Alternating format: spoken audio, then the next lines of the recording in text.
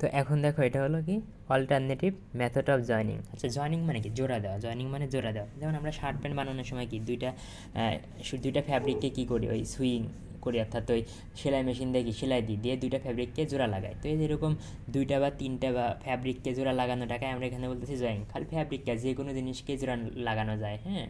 যেমন দুইটা কাগজকে কি তুমি সেলাই দিয়ে কিন্তু জোড়া জোড়া লাগাইতে পারো, বা আঠা দিয়ে কি জোড়া লাগাইতে পারো। জয়নিং মানেই জোড়া লাগানো, হ্যাঁ। জয়নিং মানে জোড়া লাগানো, হ্যাঁ। তো এদিক খেয়াল করো, এই দেখো একটা টি শার্ট, হ্যাঁ। টি শার্ট বানানোর জন্য কী করা লাগছে বলো তো? এই দেখো, এর একটা ফ্যাব্রিক, এর আরেকটা ফ্যাব্রিক, তাই না? এই ফ্যাব্রিক দুইটাকে কিন্তু এই দেখো এখানে জোড়া লাগাইছে। এখানে কী করছে? এই যে সেলাই দিয়ে জোড়া লাগাইছে। তো এরকম সেলাই দিয়ে জোড়া লাগানোটাকে আমরা বলতেছি জয়নিং, হ্যাঁ।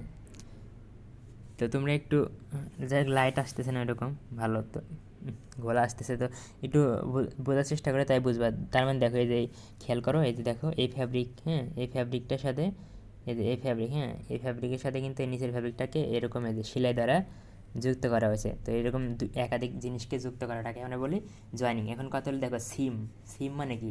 যে জায়গায় দুইটা জিনিস জোড়া লাগে, সেই জায়গাটাকে বলতেছি সিম।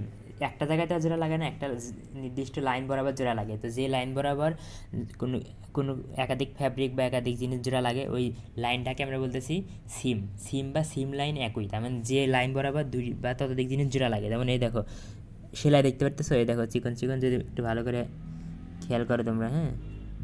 এই দেখো স্টিচ বা সেলাই, হ্যাঁ, এই সেলাই দেখতেছো না? সেলাই, তার মানে সেলাইটা হলো আমার এই সেলাই, যে বরাবর সেলাই হয়েছে এই সেলাই, এই যে বরাবর সেলাই হয়েছে এই জায়গা, এই লাইনটাকে আমরা বলতেছি সিম লাইন বা সংক্ষেপে সিম। তার মানে যে বরাবর দুই বা ততোধিক ফ্যাব্রিক জোড়া লাগে, এই বরাবর জোড়া লাগলো না। আর আমরা সাধারণত কি ফ্যাব্রিককে জোড়া লাগাই কীভাবে? তোমার ওই যে সুইং বা সেলাই করার মাধ্যমে, তাই না? এরকম। তো এখন প্রশ্ন হলো অল্টারনেটিভ। অল্টারনেটিভ মানে কি? বিকল্প। অল্টারনেটিভ মানে বিকল্প। যে বিকল্প মানে কি? মনে করো দুইটা প্রশ্ন আছে, তুমি একও দিতে পারো, দুইয়ে দিতে পারো, মনে করো। আচ্ছা, এরকম, তাই না? তো বিকল্প মানে যে একটা জিনিস ছাড়া আর বাকি কী কী জিনিস আছে, বাকি কী কী জিনিস আছে। তো তোমার হাতে কি সেলাই করার জন্য, সেলাই তথা জোড়া লাগানো তথা জয়েনিংয়ের জন্য কিন্তু তোমার হাতে শুধু সুইংটাই মেইনলি আছে, কিন্তু তুমি সুইং ছাড়া, তা সেলাই ছাড়া আর বিভিন্নভাবে কি জোড়া লাগাতে পারো। যেমন দুইটা, মনে করো এই দুইটা কাগজ, হ্যাঁ, এই যে খেয়াল করো, এই দুইটা কাগজ, কাগজ, হ্যাঁ, এই দুইটা কাগজের মাঝখানে যদি আমি কি আঠা দিই, কী দিই? আঠা দিই, তাহলে কি কাগজ দুইটা জোড়া লাগবে। তুমি দুইটা ফ্যাব্রিকের মাঝে যদি আঠা দিই, তাহলে তখন আঠা দিয়ে কি ফ্যাব্রিক দুইটা জোড়া লাগবে। তার মানে কিন্তু শুধু সেলাই দ্বারা না, আমরা আরও বিভিন্ন মাধ্যমে কিন্তু দুইটা ফ্যাব্রিককে জোড়া লাগাতে পারি, হ্যাঁ। তো এই যে সেলাই ছাড়া, অর্থাৎ সুইং ছাড়া আর পৃথিবীর বাকি যে জিনিসগুলো, যে মেথড বা পদ্ধতি, যে মেথডের সাহায্যে আমরা ফ্যাব্রিক তথা যে কোনো কিছুকে জোড়া লাগাতে পারি, জয়েন করতে পারি, তাদেরকে আমরা বলতেছি অল্টারনেটিভ মেথড। মানে সেলাই বাদে, অর্থাৎ সুইং বাদে আর যে কোনো মেথডটাকে আমরা বলতেছি অল্টারনেটিভ মেথড। মানে সুইং বাদে অন্য যে কোনো মেথড ইউজ করে যদি তুমি কোনো কিছুকে যুক্ত করো বা জোড়া দাও, তাহলে ওই মেথডটাকে আমরা বলবো যে অল্টারনেটিভ মেথড, ঠিক আছে? অল্টারনেটিভ মানে বিকল্প, অর্থাৎ সেলাইয়ের বিকল্প। তো এরকম বিভিন্ন মেথড আছে। যেমন তোমার কি আছে, ওয়েল্ডিং, এগুলো একটু পরে দেখতে পারবা। ওয়েল্ডিং, মোল্ডিং, ফিউজিং, বিভিন্ন আছে। তো আমার জায়গায় এখন আসে ওয়েল্ডিং। ওয়েল্ডিং মানে কি? যে তার মানে কি দেখো, ওয়েল্ডিং খেয়াল করো, ওয়েল্ডিং, মোল্ডিং, তার মানে এগুলো হলো তোমার কি জোড়া দেওয়ার জন্য আলাদা বিকল্প মেথড বা অল্টারনেটিভ মেথড। তার মানে এগুলোর কাজও কি? জোড়া দেওয়া। সেলাই দ্বারা যেমন তুমি কি সেলাই করার মাধ্যমে যেমন দুইটা ফ্যাব্রিককে জোড়া দিতে পারো, তেমনি ওয়েল্ডিংয়ের মাধ্যমে তুমি কি ফ্যাব্রিককে জোড়া দিতে পারো। তার মানে কি ওয়েল্ডিং এক প্রকার কি ফ্যাব্রিককে জোড়া। এখানে আমরা টেক্সটাইল থেকে ফ্যাব্রিক বলতেছি, আর বিভিন্ন কিছুকে কিন্তু জোড়া দেওয়া যায়। তো এক কথায় ওয়েল্ডিং বলতে আমরা কি একাধিক ফ্যাব্রিককে জোড়া দিতে পারি, একাধিক ফ্যাব্রিককে জোড়া দেওয়া। এখন কথা হলো দেখো, এখানে জোড়া দিবা যে কোনো সেলাই ছাড়া কীভাবে ফ্যাব্রিককে জোড়া দিবা, হ্যাঁ। তো এই ক্ষেত্রে শর্ত হলো তোমার কি ফ্যাব্রিকের মাঝে কমপক্ষে 65% থার্মোপ্লাস্টিক ফাইবার থাকতে হবে। থার্মোপ্লাস্টিক ফাইবার কাকে বলি? ওই ম্যানমেড ফাইবারগুলো, যেমন নাইলন, পলিস্টার, এদেরকে আমরা মূলত বলতেছি থার্মোপ্লাস্টিক ফাইবার। থার্মোপ্লাস্টিক মানে কি? যারা তাপ দিলে গলে যায়, কি যায়? তাপ দিলে গলে যায়। তার মানে যে ফ্যাব্রিকগুলোকে তাপ দিলে গলে যায় তাদেরকে আমরা বলতেছি থার্মোপ্লাস্টিক ফাইবার।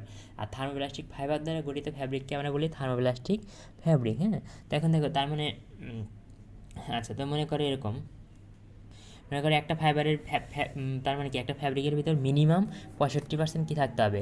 থার্মোপ্লাস্টিক ফাইবার থাকতে হবে। তাইলে তুমি কী করতে পারবা? সেই ফ্যাব্রিককে ওয়েল্ডিংয়ের মাধ্যমে একটা ফ্যাব্রিককে আরেকটা ফ্যাব্রিকের সাথে জোড়া লাগাতে পারবা, হ্যাঁ।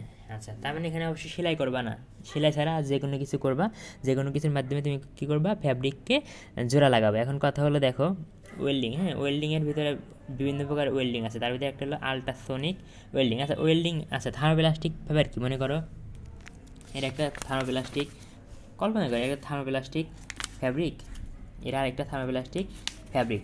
তো তুমি যদি কী করো, এই একটা ফ্যাব্রিককে এই ফ্যাব্রিকের উপরে এই ফ্যাব্রিকটা রাখলা, রেখে যদি কী করো, হিট দাও, কী দাও, হিট দাও মানে তাপ দাও, তখন কী হবে, তাপে এই ফ্যাব্রিক উপরে ফ্যাব্রিকটা গলে যাবে আর নিচের ফ্যাব্রিকটা গলে যাবে। যখন গলে যাবে তখন গলে যাওয়ার ফলে একজন আরেকজনের সাথে আটকে যাবে, তার মানে যখন আটকে যাবে তার মানে কি জোড়া লেগে গেল এরকম। তার মানে এখানে আমরা কী করি আসলে, হিট দেই, হিট দ্বারা গলায় ফ্যাব্রিককে গলানোর ফলে একটা আরেকটার সাথে জোড়া লাগে। হ্যাঁ যদি আমি তোমাকে ভিডিওতে দেখাই, তো খেয়াল করো, এটা আমাদের বাজারের ব্যাগের মতো, বাজারের ব্যাগের মতো, হ্যাঁ এই যে বাজারের ব্যাগের মতো, হ্যাঁ। আর এই যন্ত্রটা যায়, এই যন্ত্রটার সাহায্যে মনে করো হিট দেওয়া হচ্ছে, যন্ত্রটার সাহায্যে আমরা হিটের ব্যবস্থা করতেছি।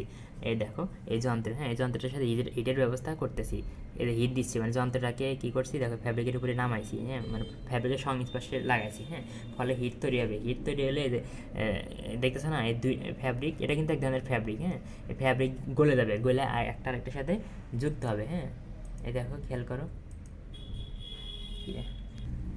তো খেয়াল করো এই যে মানে এই দেখো নিচে আসলো, নিচে এসে হিট দিল ফ্যাব্রিক দুটাকে হিট দিল, হ্যাঁ হিট দেওয়ার পরে এখন খেয়াল করো এই দেখো, হ্যাঁ এই দেখো দেখছো একদম ফ্যাব্রিক দুটো কিন্তু লেগে গেছে, ফ্যাব্রিক দুটো একদম লেগে গেছে, মানে ফ্যাব্রিক গলে যাবে, ফ্যাব্রিক এ দেখো খেয়াল করো, হ্যাঁ এর একটা ফ্যাব্রিক, ওই সাইডের একটা ফ্যাব্রিক, দুটা ফ্যাব্রিক কী হয়েছে, গলে গেছে, দুইটা ফ্যাব্রিক কী হয়েছে, গলে গেছে, গলে একটা আরেকটার সাথে লেগে গেছে, একটা আরেকটার সাথে লেগে গেছে। এখন দেখো যে টানতেছে, এখানে টানতেছে কিন্তু টানলে আর ছিটতেছে না, হ্যাঁ টানলে কিন্তু খুলতেছে না, তার মানে কি ওরা জয়েন হয়ে গেছে, ওরা জয়েন হয়ে গেছে, হ্যাঁ।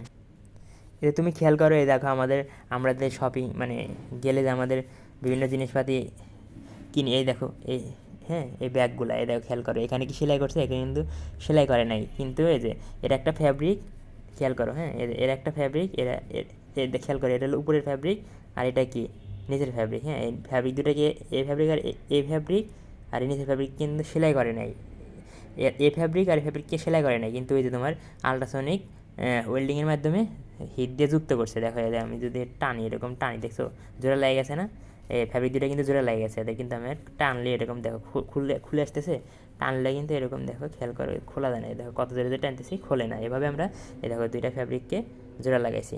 এখন কথা হলো কটন ফ্যাব্রিক কীরকম গলে গলে গলে যে দুইটা কটন ফ্যাব্রিক কীরকম গলবে না, গলবে না, কারণ কটন তো থার্মোপ্লাস্টিক ফাইবার না, তাই না। তেমনি ওই জন্য আমাদের এগুলা ওয়েল্ডিং যাই বলো এগুলো ইউজ করতে পারি থার্মোপ্লাস্টিক ফ্যাব্রিকের ক্ষেত্রে, অর্থাৎ যে ফাইবারের ভিতরে থার্মোপ্লাস্টিক অনেক পরিমাণে, অর্থাৎ মিনিমাম 65% থার্মোপ্লাস্টিক ফাইবার থাকবে, ওই ফাইবারগুলোকে আমরা তাপ দিলে গলে যাবে। তার মানে এখানে একটা ফ্যাব্রিক আর একটা ফ্যাব্রিকের সাথে জোড়া লাগার মেন সত্য কি, ফ্যাব্রিক দুটো গলে যাবে, হ্যাঁ। তো এখন তোমাকে আমি যদি বলি আল্ট্রাসনিক ওয়েল্ডিং, হ্যাঁ তো আল্ট্রাসনিক ওয়েল্ডিং বোঝার আগে তোমাকে বুঝতে হবে এই জিনিসটা, হ্যাঁ। তো আল্ট্রাসনিক ওয়েল্ডিং পরীক্ষা আসবে, তো এই যে এরকম বাঁকা জিনিসটা দেখতেছো না, এই বাঁকা জিনিস মানে এখান থেকে শুরু করে এরকম, এই জিনিসটাকে বলতেছি হর্ন, এই জিনিসটাকে বলতেছি হর্ন, হ্যাঁ। দেখো আল্ট্রাসনিক ওয়েল্ডিংয়ে কী হয়, মানে ওরা তোমার পড়ে নিও, আমি জাস্ট সংখ্যায় বোঝাচ্ছি। এই বাসা বাড়িতে কী থাকে বলো, বাসা বাড়িতে মনে করে যে বাসার প্লাগ থেকে বিদ্যুতের লাইন নিছ, এখন একটা কি ফ্রিকোয়েন্সি মানে কি কম্পাঙ্ক, ফ্রিকোয়েন্সি মানে কম্পাঙ্ক, তো কম্পাঙ্ক মানে কি কাঁপার হার, কী পরিমাণে কাঁপতেছে, এক সেকেন্ডে একটা তরঙ্গ কী পরিমাণে কাঁপতেছে। তো যাই হোক ফ্রিকোয়েন্সি, বাসা বাড়িতে যে বিদ্যুৎ ইউজ করে তার ফ্রিকোয়েন্সি 60 হার্টজ, তো এই ফ্রিকোয়েন্সি কনভার্টার, এর সাথে আমরা কী করবো, ফ্রিকোয়েন্সি বাড়বে, ফ্রিকোয়েন্সি কনভার্টার কাজ হলো কম পরিমাণ ফ্রিকোয়েন্সিকে বেশি পরিমাণ ফ্রিকোয়েন্সিতে রূপান্তর করা। দেখো এখানে 60 ছিল, এখানে কত হয়েছে বলো, 20,000 হয়ে গেছে, হ্যাঁ। এখন দেখো ট্রান্সডিউসারের কাজ হলো কি, ট্রান্সডিউসারের কাজ হলো ইলেকট্রিক্যাল এনার্জি, মানে বাসা বাড়িতে কি বিদ্যুৎ শক্তি থাকে, বিদ্যুৎ শক্তিকে কী করা, ভাইব্রেশনাল এনার্জিতে রূপান্তর করা। ভাইব্রেশনাল এনার্জি মানে কি কম্পন, কম্পন মানে কি কাঁপা, এদের কম্পন মানে কি কাঁপা, হ্যাঁ। যে যত এরকম বেশি কাঁপবে তার ফ্রিকোয়েন্সি তত বেশি, হ্যাঁ। তো এই হর্নটা কী হয়, কাঁপে, দেখো এই হর্নটা একবার বামে যায় একবার ডানে যায়, কাঁপে কেন, কাঁপার কারণটা কি, এখন খেয়াল করো, এই দেখো আমার এটা একটা ফ্যাব্রিক আর এটা একটা ফ্যাব্রিক, দুইটা ফ্যাব্রিক আছে, তো এই হর্নটা কি উপরের ফ্যাব্রিকের সংস্পর্শে থাকবে, উপরে এই হর্নটা যখন এরকম কাঁপবে তখন কি উপরের ফ্যাব্রিকটা কিন্তু কাঁপবে, আর সাথে সাথে উপরের ফ্যাব্রিকটা এরকম যাওয়া আসা করবে। এখন উপরের ফ্যাব্রিকটা যখন এরকম যাওয়া আসা করবে তখন নিচের ফ্যাব্রিকের সাথে কি উপরের ফ্যাব্রিকের একটা ঘর্ষণ হবে, হ্যাঁ, নিচের ফ্যাব্রিকের সাথে উপরের ফ্যাব্রিকের একটা ঘর্ষণ হবে, ফলে কি এই দুটো ফ্যাব্রিক যেখানে দুটো ফ্যাব্রিকের মাঝখানে কী হবে, ঘর্ষণ তৈরি হবে, দুটো ফ্যাব্রিকের মাঝখানে ঘর্ষণ। মনে করো এই দেখো, এর একটা ফ্যাব্রিক, এই কাগজটা খেয়াল করো, এর একটা ফ্যাব্রিক, এর একটা ফ্যাব্রিক, এরকম যদি কাঁপে, এরকম যদি একটা ফ্যাব্রিক যদি এরকম, মনে করো এই ফ্যাব্রিকটা স্থির আছে আর উপরেরটা এরকম কাঁপতেছে, কাঁপার ফলে কি এদের কি মিলিত স্থানে এদের ঠিক এই জায়গায় মানে নিচে মানে যেখানে এরা মিলিত হয়, যেখানে এরা মিলিত হয়ে যাবে, মিলিত তলে, মিলিত সারফেসে কী হবে, হিট তৈরি হবে। হ্যাঁ, এই হিট তৈরি হলে কী হবে বলো, হিট তৈরি হলে আমার উপরে ফ্যাব্রিক গলে যাবে আর নিচের ফ্যাব্রিক গলে যাবে, যে একটা এটার সাথে যুক্ত হবে। এটা হলো মেকানিজম, এটা হলো মেকানিজম। হ্যাঁ, আচ্ছা, তার মানে বুঝলা যে হর্ন, এই হর্নটা কী হয়, ভাইব্রেশনাল এনার্জির সাহায্যে কাঁপে। ভাইব্রেশনাল এনার্জি কে তৈরি করে, এই ট্রান্সডিউসার। হ্যাঁ, ট্রান্সডিউসার ভাইব্রেশনাল এনার্জি তৈরি করে। ফ্যাব্রিক দুই, তার মানে উপরে ফ্যাব্রিকটা যদি কাঁপে তখন নিচের ফ্যাব্রিকের সংস্পর্শে কী হবে, এই ফ্যাব্রিক দুইটার মাঝখানে ঘর্ষণ তৈরি হবে। ঘর্ষণের ফলে কি, এই দেখো এরকম যদি ঘষি, আমরা দুইটা হাত যদি এরকম ঘষি, তাহলে কি হাত হাত দুইটার মাঝে কি তাপ তৈরি হয় না, এই তাপের ফলে উপরের ফ্যাব্রিক এবং নিচের ফ্যাব্রিক গলে যাবে, গলে যে একটা ফ্যাব্রিক একটা ফ্যাব্রিকের সাথে জোড়া লেগে যাবে, অর্থাৎ জোড়া লাগা মানে কি, জয়েন হওয়া। আচ্ছা, এই ফ্যাব্রিক দুইটা যার উপর রাখি তাকে আমরা বলতেছি অ্যানভিল। এটা হলো আমার অ্যানভিল। হ্যাঁ, তো খেয়াল করলে নীল কালারে যে দেখতেছ, নীল কালারে এটা হলো হর্ন আর এটা হলো ফ্যাব্রিক। হ্যাঁ, হর্নটা কি একবার বাম ডানে এরকম কাঁপবে, তুমি যদি একটু ভিডিওতে দেখো, এরকম, হ্যাঁ দেখছো কাঁপতেছে, একবার ভাইব্রেশন হচ্ছে মানে কাঁপতেছে, একবার বাম ডান এভাবে কাঁপতেছে আর কি। হ্যাঁ,